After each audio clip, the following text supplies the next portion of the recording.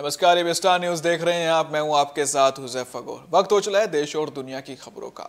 आपको बता दें कि बलरामपुर यूपी में आज योगी आदित्यनाथ और प्रधानमंत्री नरेंद्र मोदी पहुंचे थे, जहां उन्होंने सरयू नहर परियोजना का लोकार्पण भी किया था। साथ ही उन्होंने वहां जनसभा को भी संबोधित किया। सरयू नहर परियोजना का लोकार्पण किया। उन्होंने कहा कि ये देश की सबसे बड़ी परियोजना है। इस मौके पर प्रधानमंत्री नरेंद्र मोदी ने विपक्ष पर भी निशाना साधा। उन्होंने कहा कि मैं लंबे समय में सार्वजनिक जीवन में हूं। यह बेहद दुखद है कि देश के धन, समय और संसाधनों का दुरुपयोग होता है। 50 साल पहले शुरू हुई इस योजना की लागत 100 करोड़ रुपये थी, पर आज इससे पूरा होने तक इसकी लागत 10,000 करोड़ रुपये हो गई है। ये व्यर्थ हुआ धन और समय जनता का है। पहले की सरकारों की लापरवाही के कारण इस परियोजना की लागत 100 गुना ज्यादा बढ़ गई है। पीएम मोदी ने इस मौके पर सपा अध्यक्ष अखिलेश यादव पर भी निशाना साधा। साथ ही उन्होंने क्या कुछ कहा, आइए सुनते हैं। मैंने पहले की कितनी ही सरकारें देखी है, उनका कामकाज भी देखा है। इस लंबे कालखंड में जो मुझे सबसे अधिक अखरा, जिससे मुझे सबसे ज्यादा पीड़ा हुई है, वो है देश के धन, देश के समय और देश के संसाधनों का दुरुपयोग, उसका अपमान। सरकारी पैसे हैं तो मुझे क्या, मेरा क्या, ये तो सरकारी है। ये सोच देश के संतुलित और संपूर्ण विकास में सबसे बड़ी रुकावट बन गई है। इसी सोच ने सरयू नहर परियोजना को लटकाया भी भटकाया भी। जब इस परियोजना पर काम शुरू हुआ था तो इसकी लागत 100 करोड़ रुपए से भी कम थी। जरा आप बोलेंगे कितनी लागत थी उस समय जब शुरू होना था तब? कितनी थी?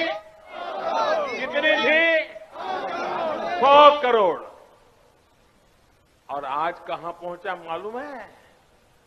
आज ये लगभग 10,000 करोड़ रुपए खर्च करने के बाद पूरी हुई है। 10,000 करोड़ कितना? पहले होना था 100 करोड़ में, आज हुआ 10,000 करोड़ में। पहले की सरकारों की लापरवाही की 100 गुना ज्यादा कीमत इस देश को चुकानी पड़ी है। दर्द सहते हुए भी हम ना अपनी गति रोकते हैं और ना ही हमारी प्रगति। भारत रुकेगा नहीं, भारत थमेगा नहीं। हम भारतीय मिलकर और मेहनत करेंगे। देश के भीतर और देश के बाहर बैठी हर चुनौती का मुकाबला करेंगे। भारत को और शक्तिशाली और समृद्ध बनाएंगे। साथियों, यूपी के सपूत देवरिया के रहने वाले ग्रुप कैप्टन वरुण सिंह जी का जीवन बचाने के लिए डॉक्टर जी जान से लगे हुए हैं। मैं मां पाटेश्वरी से उनके जीवन की रक्षा की प्रार्थना करता हूं। राष्ट्र निर्माताओं और राष्ट्र रक्षकों की इस धरती से मैं आज देश के उन सभी वीर योद्धाओं को भी श्रद्धांजलि दे रहा हूं जिनका 8 दिसंबर को हेलीकॉप्टर हादसे में निधन हो गया। भारत के पहले chief of defence staff general Bipin Rawat ji का जाना हर भारत प्रेमी के लिए, हर राष्ट्र भक्त के लिए बहुत बड़ी क्षति है। जनरल बिपिन रावत जी जितने जांबाज थे, देश की सेनाओं को आत्मनिर्भर बनाने के लिए जितनी मेहनत करते थे, पूरा देश उसका साक्षी रहा है। तो सुबह से मैं इंतजार कर रहा था कि कब कोई आएगा, कहेगा कि मोदी जी, इस योजना का फीता तो हमने काटा था, ये योजना तो हमने शुरू की थी।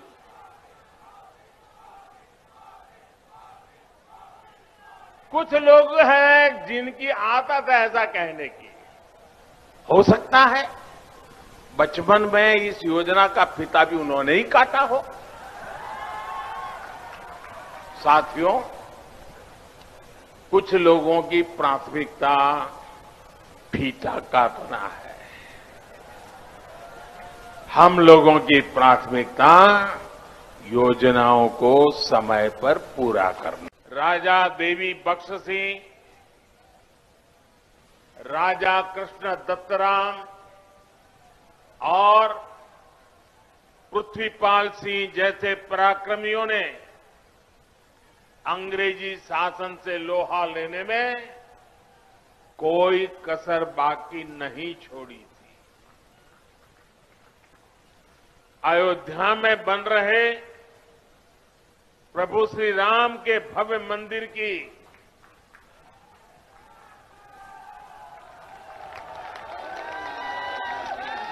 जब जब बात होगी, बलरामपुर रियासत के महाराजा पाटेश्वरी प्रसाद सिंह के योगदान का उल्लेख जरूर होगा। बलरामपुर के लोग तो इतने पारखी है कि उन्होंने नानाजी देशमुख, तो जैसा कि आपने सुना क्या कुछ कहा प्रधानमंत्री नरेंद्र मोदी ने, इसी को लेकर अखिलेश यादव ने इन पर पलटवार भी किया है। उन्होंने कहा है कि बीजेपी सरकारी रैलियां कर रही हैं। साथ ही उन्होंने बीजेपी पर तंज भी कसा है। उन्होंने कहा कि समाजवादी पार्टी के राष्ट्रीय अध्यक्ष अखिलेश यादव ने कहा कि प्रधानमंत्री नरेंद्र मोदी ने बलरामपुर में जो रैली करी है उसमें सादे तंज कसते हुए कहा कि यूपी में भाजपा जनता की रैली नहीं कर पा रही है, सरकारी रैलियां हो रही हैं, जिला अधिकारी को भीड़ लाने के लिए पैसे मांगने पड़ रहे हैं, सरकारी मशीनरी का इस्तेमाल कर भीड़ इकट्ठा की जा रही है।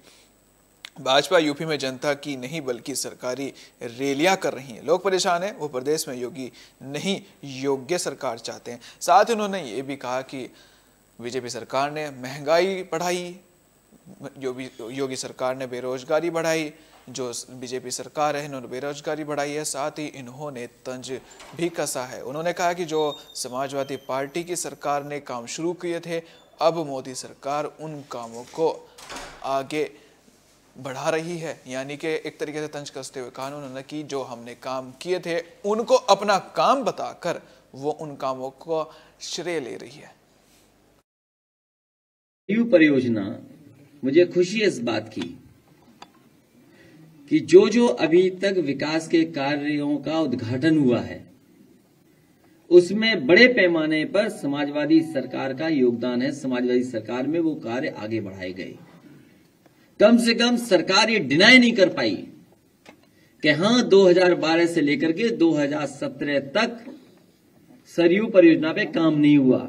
जो वर्षों से सरयू परियोजना रुकी हुई थी, अगर उस परियोजना को आगे बढ़ाने का काम अगर किसी सरकार में हुआ है तो समाजवादी सरकार में 12 से 17 और इसके साथ साथ राप्ती परियोजना को भी आगे बढ़ाने का काम समाजवादी सरकार में हुआ। अब योजना की लागत बढ़ा दो, जब लागत बढ़ जाएगी तो वही कार्य दिखेगा परसेंटेज में कि इतना कम हुआ है। तो कम से कम अगर ये बताया है भारतीय जनता पार्टी की सरकार में कि उन्होंने काम पूरा किया है, तो ये भी बताते जाते कि 12 से 17 में समाजी सरकार में कितना काम हुआ। जेपी नड्डा मेरठ में यूपी के मेरठ में पहुंचे, जहां बीजेपी के बूथ अध्यक्ष सम्मेलन का आयोजन हो रहा था। साथ ही उन्होंने समाजवादी पार्टी पर भी तंज कसा है।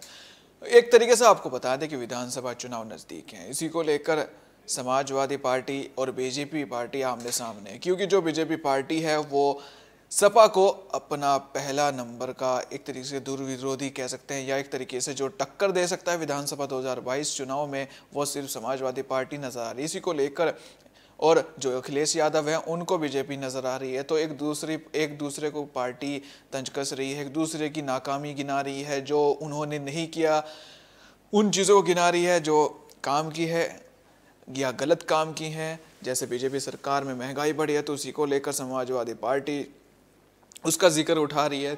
तो जहां पर बड़ी बड़ी रैलियां हो रही हैं, एक तरफ अखिलेश यादव रैलियां कर रहे हैं तो दूसरी तरफ बीजेपी पार्टी रैलियां करती हुई नजर आ रही हैं, लेकिन उसमें सिर्फ एक ही मुद्दा रहता है, एक दूसरे के ऊपर निशाना साधना, क्योंकि उनको चाहिए कि जैसे जितना हम निशाना साधेंगे उसके बाद ही जनता में हमारी पकड़ बनेगी।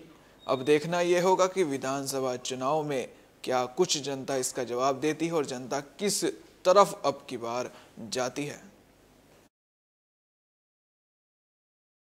आज हमारी समाजवादी पार्टी के नेता अपना पुराना चेहरा ढक करके नए चेहरे में आने का प्रयास कर रहे हैं।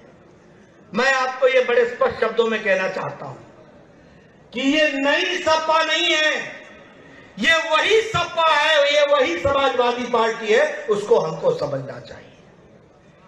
आपको शायद याद होगा 15 टेररिस्ट पकड़े गए थे। मैं ठीक बोल रहा हूं कि नहीं बोल रहा हूं? 15 टेररिस्ट पकड़े गए, अखिलेश जी की सरकार ने उनको छुड़ा लिया और ये कहकर के छुड़ाया कि नहीं ये दोषी नहीं है। बाद में हाई कोर्ट से फिर उनको गिरफ्तार किया गया। आपको जान करके आश्चर्य होगा 4 लोगों को उसमें फांसी हुई और बाकियों को उम्र कैद हुआ।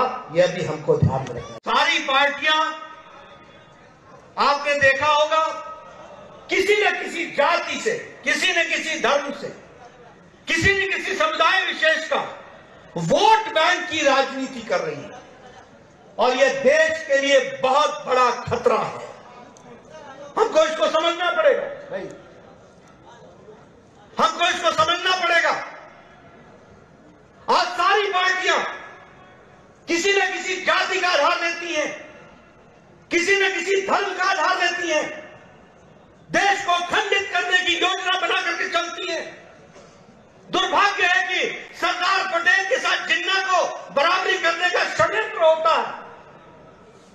मित्रों, यह भारतीय जनता पार्टी है जो इस बात पर विश्वास करती है सबका साथ, सबका विकास, सबका विश्वास और सबका प्रयास। ये भारतीय जनता पार्टी इस बात को लेकर के चलती है। भारतीय जनता पार्टी का विस्तार और विकास समय के साथ कैसा हो गया है, जहां अन्य राजनीतिक दलों की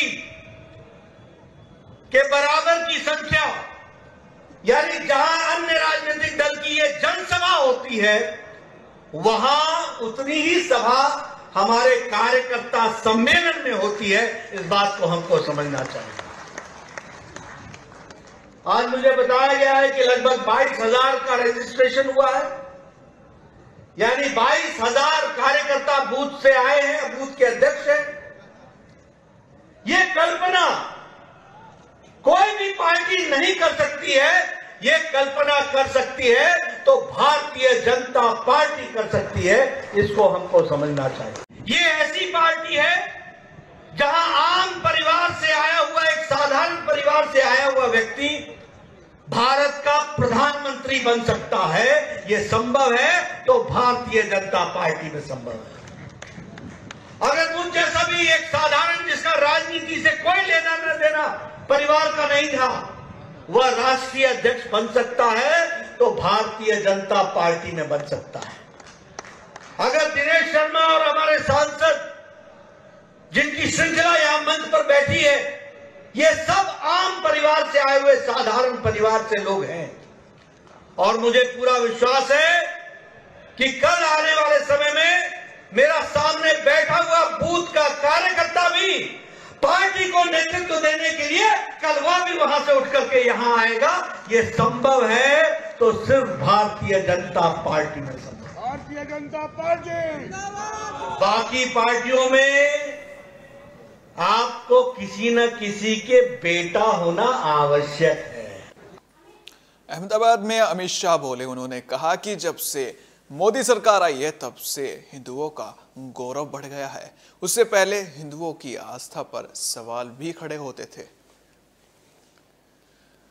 केंद्रीय गृह मंत्री अमित शाह ने शनिवार को कहा कि हिंदू समुदाय की आस्था के केंद्रों को कई सालों तक अपमानित किया गया और 2014 में प्रधानमंत्री नरेंद्र मोदी के नेतृत्व वाली सरकार के सत्ता में आने तक किसी ने भी उनके गौरव को वापस लाने की परवाह नहीं की थी। लेकिन मोदी सरकार ऐसी जगहों के नवीनीकरण के लिए अब काम कर रही है। उन्होंने कहा कि पहले लोग मंदिरों में जाने से कतराते थे, लेकिन मोदी सरकार के साथ एक नए युग की शुरुआत हुई है। अमित शाह अहमदाबाद में कदवा पाटीदार संप्रदाय की देवी मां उमिया को समर्पित उमिया धाम मंदिर के शिलान्यास समारोह में बोल रहे थे। यहाँ 74,000 वर्ग गज जमीन पर 1500 करोड़ रुपए की लागत से मंदिर व अन्य भवन बन रहे हैं। उन्होंने एक सभा को संबोधित करते हुए कहा कि कई वर्षों तक हिंदू समुदाय के आस्था के केंद्रों को अपमानित किया गया और मोदी के पूर्ण बहुमत के साथ केंद्र की सत्ता में आने तक किसी ने भी गौरव वापस लाने की पहल नहीं की थी।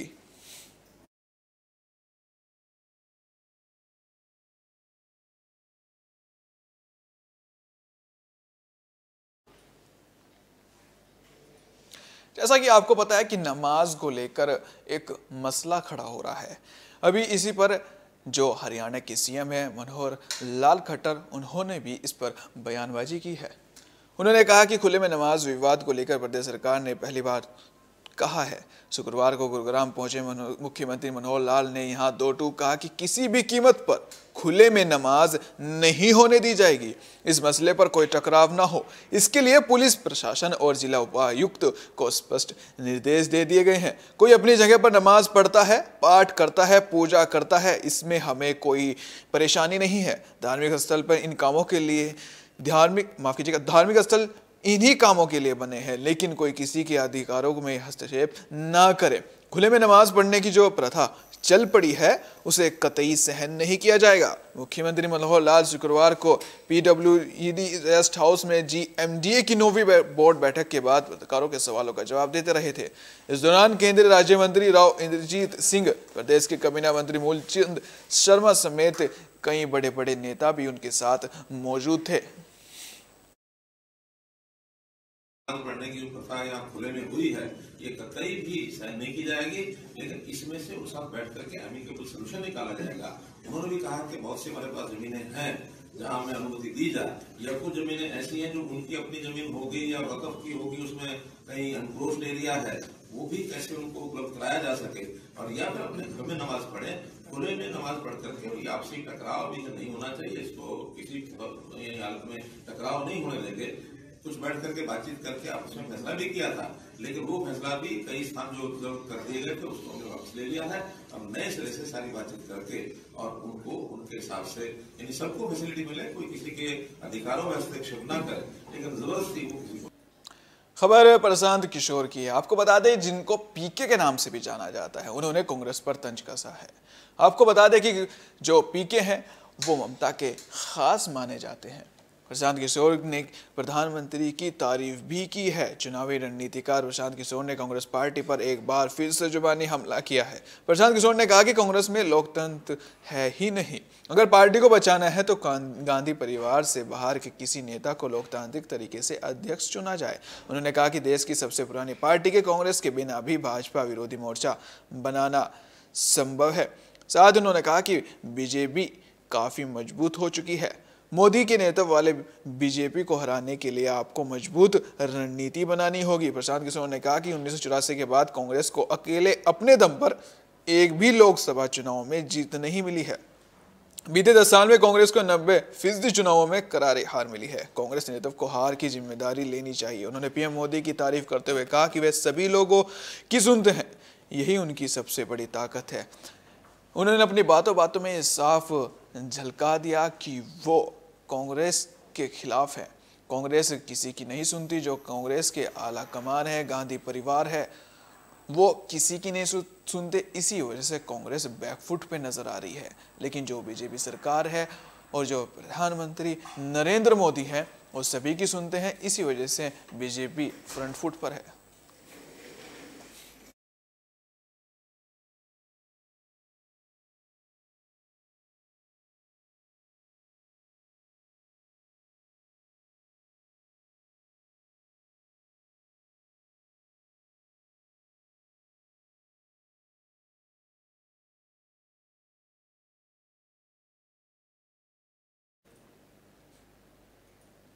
विधानसभा चुनाव को लेकर नई नई चीजें निकल कर आ रही हैं। इसी को लेकर जो सुखबीर सिंह बादल हैं उन्होंने नया ऐलान किया है।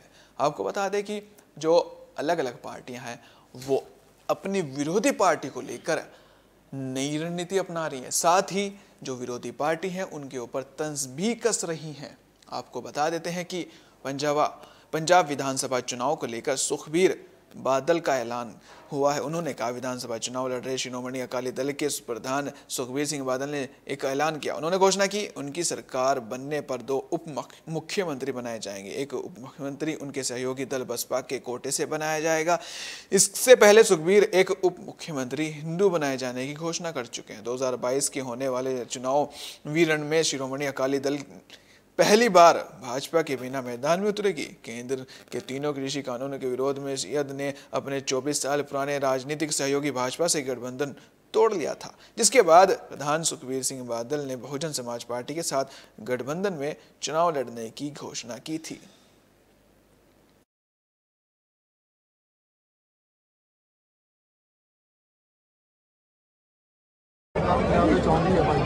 डिप्टी सीएम का मैं चेहरा तो मैं अनाउंस किया कि असी बीएसपी की लीडरशिप डिसाइड करूगी, एक बीएसपी का डिप्टी सीएम होगा। राजस्थान में कांग्रेस के अध्यक्ष राहुल गांधी एक रैली निकालने जा रहे हैं। उस रैली में है कि जो महंगाई बढ़ रही है बीजेपी की तरफ से वो कम होनी चाहिए। ये इस रैली में जो पोस्टर है उसका नारा लगाया गया है कि महंगाई हटाओ रैली। रविवार को राजस्थान की राजधानी जयपुर में कांग्रेस महंगाई हटाने की मांग को लेकर राष्ट्रव्यापी महारैली का आयोजन कर रही है। इस मौके पर भी मुख्य मांग राहुल गांधी और फिर कांग्रेस अध्यक्ष बनाने की हो रही है। ऐसे पोस्टर बैनरों से जयपुर पट गया है। महारैली स्थल पर भी ऐसे ही पोस्टर लगे हैं। इन्हें लेकर पूछे गए सवाल पर कांग्रेस प्रवक्ता रणदीप सुरजेवाला ने कहा कि राहुल गांधी को किसी लॉन्चिंग की जरूरत नहीं है। कांग्रेस की महंगाई हटाओ महारैली को लेकर जयपुर स्थित प्रदेश कांग्रेस कार्यालय में हुई प्रेस कॉन्फ्रेंस में मुख्यमंत्री अशोक गहलोत, राष्ट्रीय प्रवक्ता रणदीप सुरजेवाला भी मौजूद थे। साथ ही इसमें बड़े बड़े नेता भी शामिल थे। इस दौरान जब राहुल गांधी की रिलॉन्चिंग को लेकर सवाल किया गया तो सुरजेवाला ने कहा कि उन्हें किसी रिलॉन्चिंग की जरूरत नहीं है।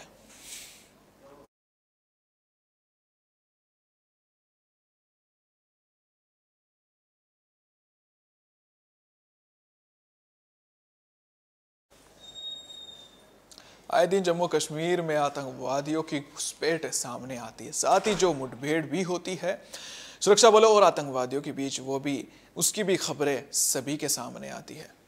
साथ ही आपको बता दें कि पुलिस महानिदेशक दिलबाग सिंह ने कहा कि आतंकियों पर पुलिस ने लगभग पूरी तरह लगाम लगा दी है। इसी हताशा में वे पुलिस कर्मियों पर हमला कर रहे हैं। बांदीपुरा हमले में अहम सुराग मिले हैं। कुछ जगहों से घुसपैठ की आशंका है।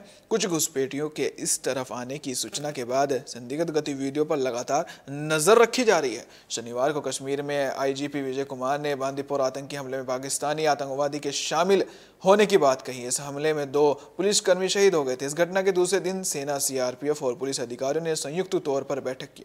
इसमें घाटी की सुरक्षा को लेकर भी चर्चा की गई।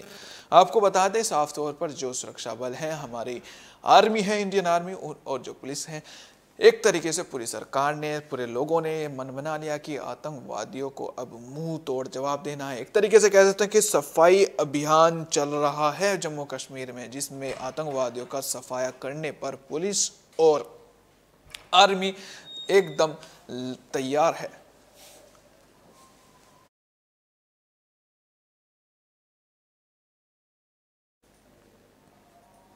देश और दुनिया की खबरों में फिलहाल इतना ही। देखते रहिए स्टार न्यूज़, क्योंकि यहाँ पर खबरों का सिलसिला कभी नहीं थमता। दीजिए इजाजत, नमस्कार।